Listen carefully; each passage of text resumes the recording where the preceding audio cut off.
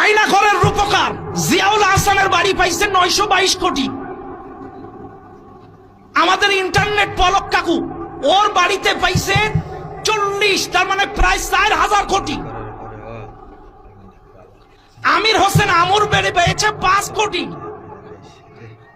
আরে শোনেন না, এখনো শেষ করিনি তো। আমাদের রূপপুর পারমাণবিক বিদ্যুৎ কেন্দ্রের থেকে আমাদের উপদেষ্টা ওই যে 5,500, উনি আর আরেকজন মিলে খাইছে 59,000 কোটি। 59,000 কোটি টাকা শুধু রূপপুর পারমাণবিক বিদ্যুৎ কেন্দ্র থেকে। রূপপুর পারমাণবিক এর শুধু তাই না, আরো আছে তো, একটু লক্ষ্য করেন।